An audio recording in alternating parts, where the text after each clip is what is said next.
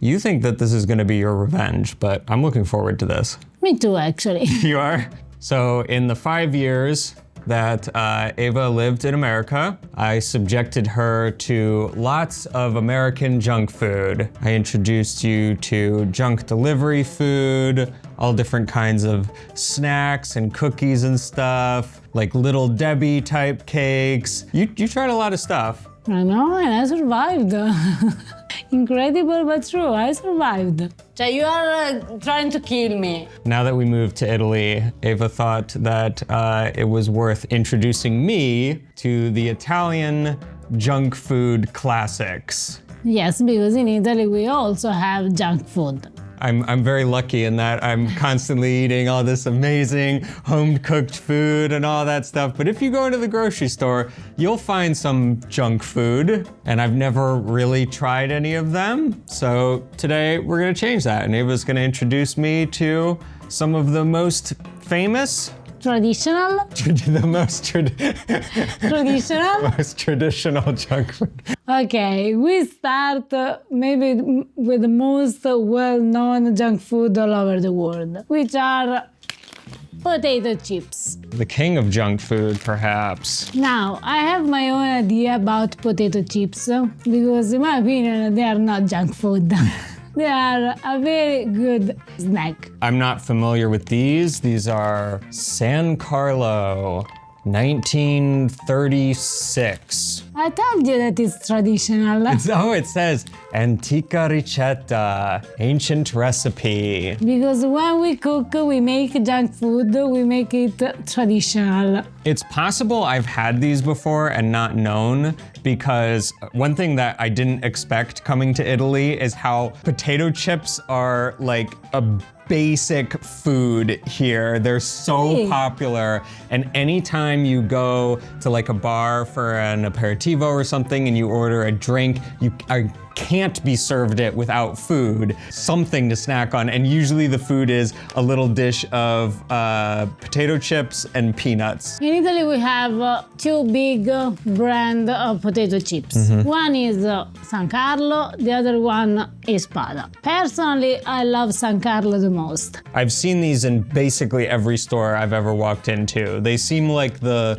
Lay's potato chips of Italy.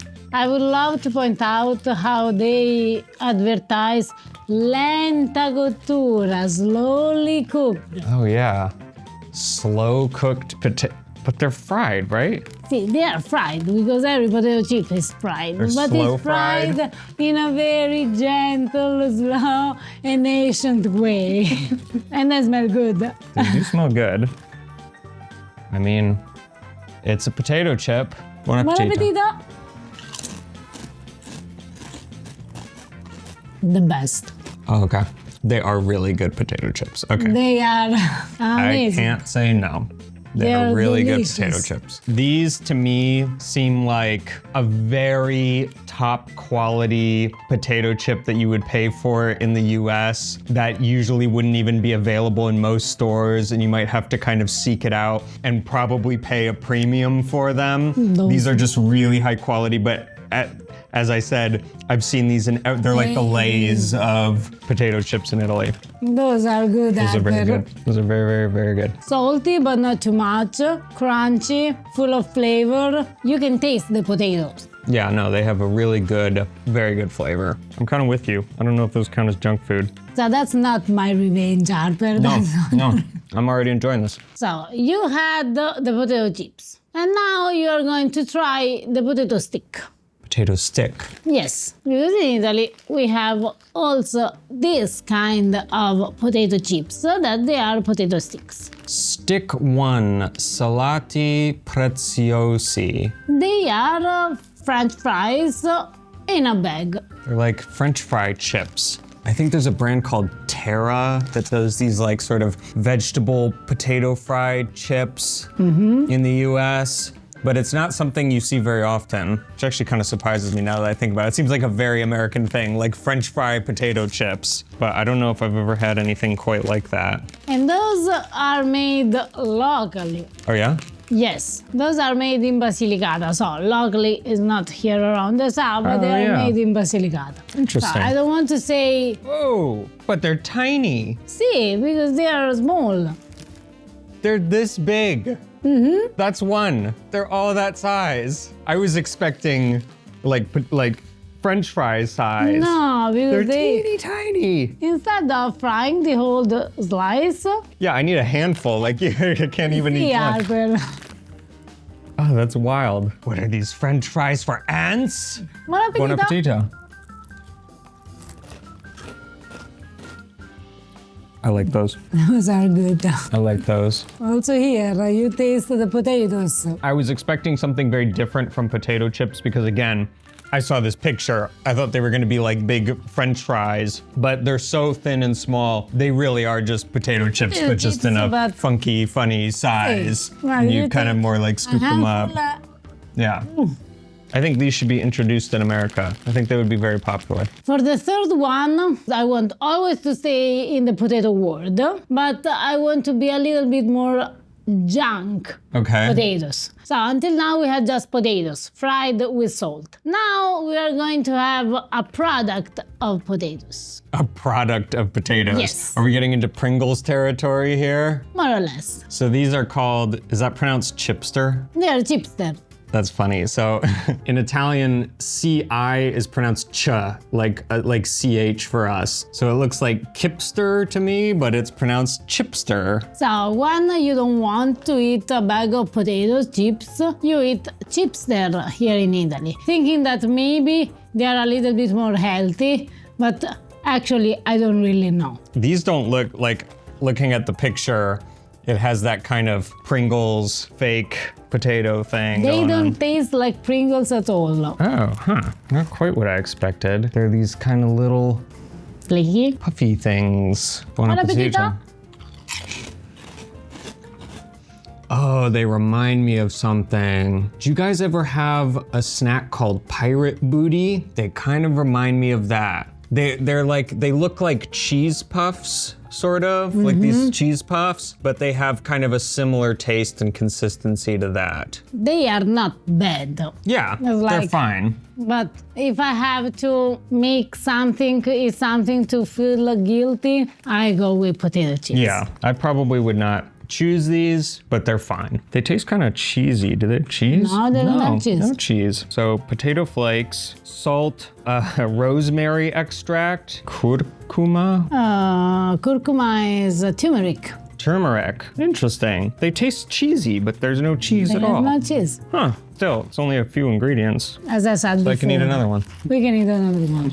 All right, you have a couple more sort of chip category things, don't you? Yes, but they are not chips because they are corn. And because before you... Excuse me, have you heard of tortilla chips before? Corn can be chips. See, it's like, yes, because for you chips for us chips is potato chips. In English, chips is a very broad category I know. of things. What we are going to have next is corn. And because you were saying that the chipster, they taste like cheese, it's time for me to introduce you to the unbelievable, amazing, unique Fonzies. Se non ti lecchi le dita, godi solo a metà. Which means that if you don't lick your fingers, you enjoy just halfway through. They are not fried. Yeah, they say non fritti, not fried. They are baked. Huh, there's no picture on them of them, so I don't know what they're gonna look like. Those are really addictive. Okay. These are Cheetos, but without all the artificial colors. That's what I'm predicting this is going to be. They smell super cheesy, like Cheetos, They are so... but they're not, you know, bright fire No, orange. Harper. It does smell like real cheese. See, because there is cheese inside. Harper. It smells like Parmigiano or something. Because there is It's cheese really inside. good. Buon appetito. Buon appetito. Yeah. Okay, come here. Those are good.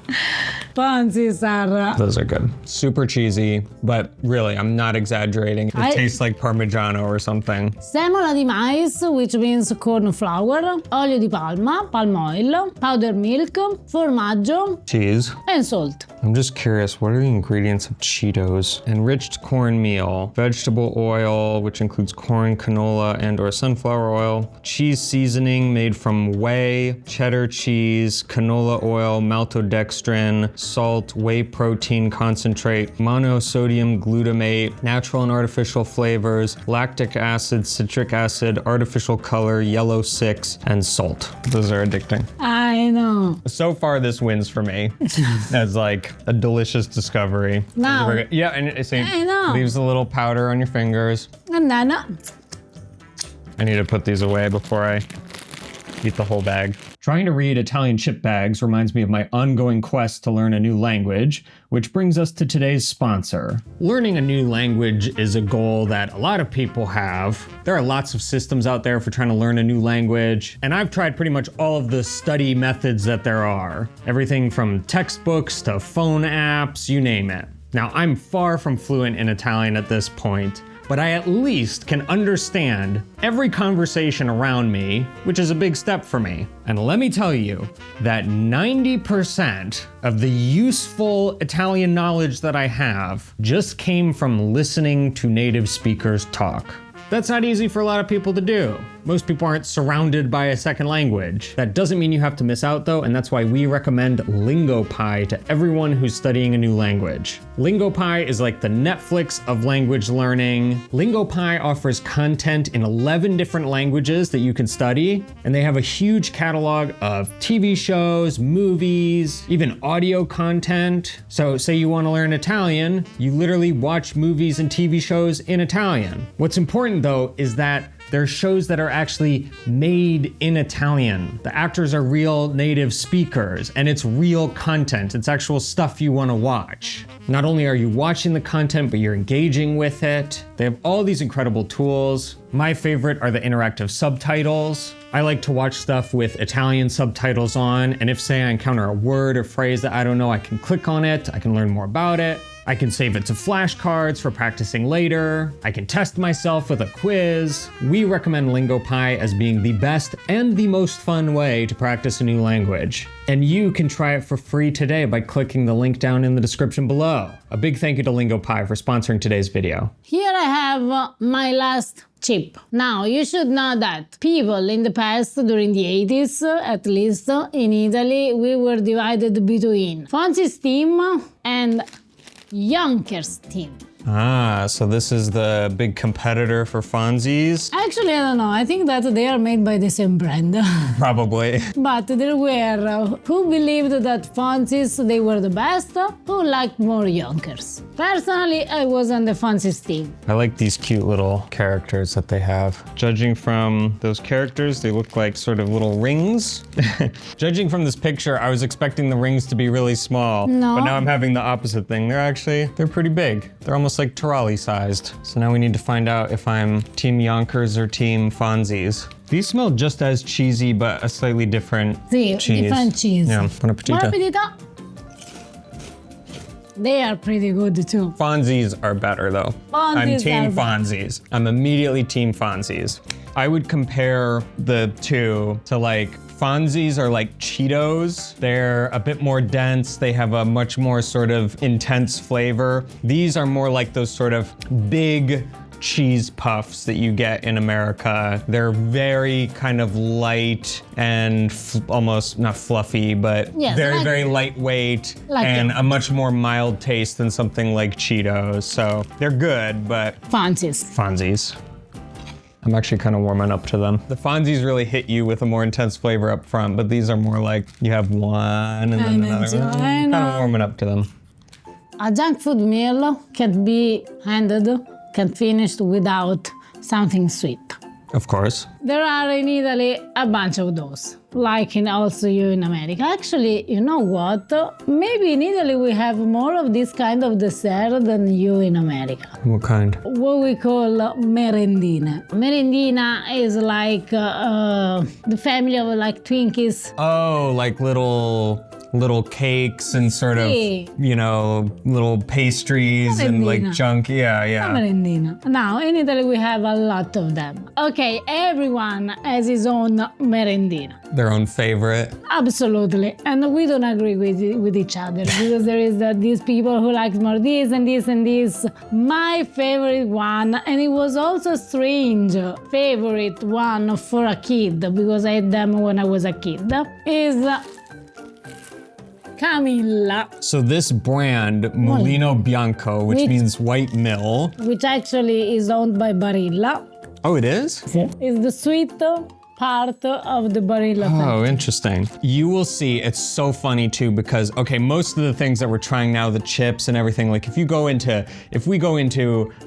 even a pretty big grocery store, there'll be like a tiny little section for things like chips and snacks like that. But there will be an entire aisle of just Mulino Bianco. They have so many different kinds. I've never tried any of them, but it'll just be a wall of so many different kinds, every grocery store. Merendine and cookies and biscotti, because Mulino Bianco. Oh yeah, they also do like cookies and stuff. So these are... I know, I said that it was a strange. Okay. I said that. With 100% Italian carrot, almonds, and orange juice. And it says here, it's rich in vitamin E and rich in fiber. This is your favorite junk food. That was my rich in fiber. That was my favorite merendina. Carrot. It's so good. Oh my gosh. Carrot is the fourth ingredient. These things are 14.1% carrot. Sugar, flour, fresh eggs, it specifies, carrot, there's almond, some butter, orange juice, yeast, salt. It's a carrot cake, absolutely. It's like a carrot cake. Almond, orange cake. Now I know that a lot of our Italian friends out there, they will start to criticize me because their favorite one will be crostatina, I don't know, Kinder 5 cereali, bombolone, tegolino. Oh guys, my favorite one was the Camilla. What can I do? So just like a Little Debbie's or something back home, they all come individually packaged. Ah, look how beautiful they are. They're still the same as I remember. Oh, that's cute. They're still the same. And the smell the Camilla. Ooh. Smell the Camilla. It smells like a homemade cake. It really does. Buon appetito. And they still are the best. That is extremely good. It's very, very simple. There's no stuffing or anything. There isn't even any frosting or anything. It's just a very good, sorry, I know a lot of people don't like this word, but moist carrot cake with some almond, some orange in there. My buona. That's very, very good. It's like eating a slice of a homemade cake. Yeah, if I brought these home where people are not familiar with these and just served them on a plate and told them they were homemade, totally believe it. No one would ever think like, these just came out of a package. No. Yeah.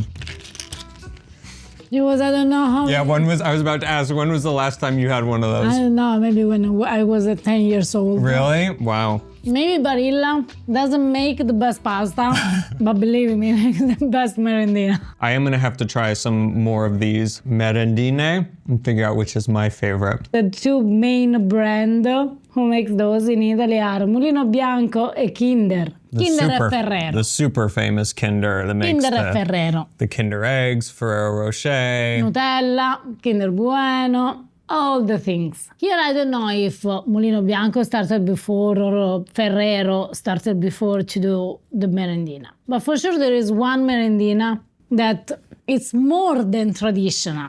It's like, think, my dad doesn't eat things like that. But he eats the amazing, intramontabile Fiesta. Your dad eats these? This seems like the least your dad thing I can possibly imagine. So it's like a little cake with, looks like chocolate frosting on the outside. This looks much more like sort of a Little Debbie style kind of. It's one of the first merendina that came out. Yeah. So also people like my dad, they enjoyed because for them it was something completely new. Oh, yeah. It was like the first one. Yeah. So I think that's kind of how Little Debbie's was in the US. I think that was kind of the first thing like that. I could be wrong. here there is booze. There's alcohol in this? Absolutely, yes. Oh, yeah. Tortina all'arancia con liquore ricoperta al cacao magro. Yeah, that very much reminds me of like something like a Little Debbie that we would get in the US. And you can smell the rum. Yeah, you can smell the rum. For Okay. your first fiesta. My first fiesta. Buon appetito. Buon appetito.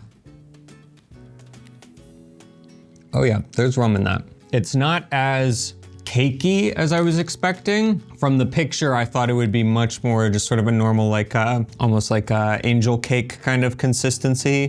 But no, it's like kind of soaked in, it's kind of like a baba almost. It's like it's a rum cake. But covered in chocolate. The very famous rum cake you have in the US that is Italian. Yeah. A sponge cake with rum inside. The rum is quite strong. It is not just like a little bit of flavor. It's like, it's soaked in rum. Generations of Italian had Fiesta. I grew up pretty good this time, and I had Fiesta. That explains so much. I do have to say, like, other than the appearance and how it's packaged in this, and maybe some of the way the glaze is put on because it just looks too perfect to be homemade. Nothing about it tastes really fake. Like usually when I'm used to having a little packaged cake like this, at least the frosting and stuff, and definitely because there's like a stuffing in here, it just tastes really, really fakey fake. I remember the Little Debbie.